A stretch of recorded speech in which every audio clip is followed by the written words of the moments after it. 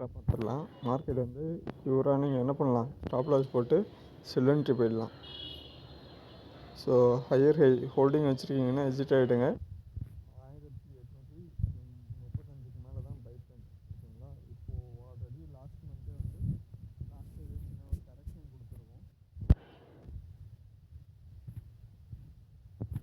So இப்போவுமே market என்ன இருக்குது, டவுன் ட்ரெண்டில் தான் இருக்குது. ஆக்சுவலாக லாஸ்ட்டு 3 இயர்ஸாக வந்து மார்க்கெட்டு. ஸோ இந்த ஹை உங்களுக்கு 1700 மேலே தான் பை ட்ரெண்டு. ஆக்சுவலாக இல்லை அப்படின்னா மார்க்கெட் பியூராக சைடு வைஸ் தான் உங்களுக்கு. இன்னுமே நீங்கள் கூட இதை என்ன பண்ணலாம், பை அட் 1717. ஓகேங்களா. அதுலேருந்து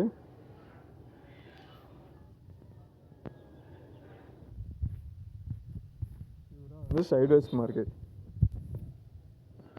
அப்படியே வீக்லி சார்ட் மூவ் பண்ணிடுங்க. Tech Mahindra go to sell. Okay, side wise market. So buy at this zone.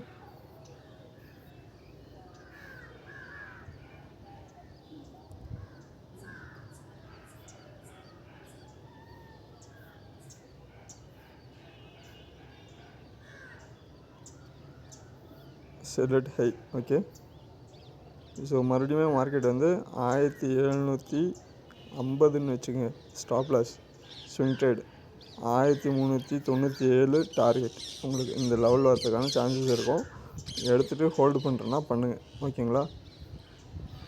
So market வந்து பியூராக சைடு வைஸில் தான் இருக்குது. நீங்களும் ஒன்ஸ் அனலைஸ் பண்ணுங்கள். அனலைஸ் பண்ணிட்டு என்ட்ரி எடுங்க. ஸோ என்ட்ரி எடுத்துகிட்டு ஹோல்டு பண்ணுங்கள்.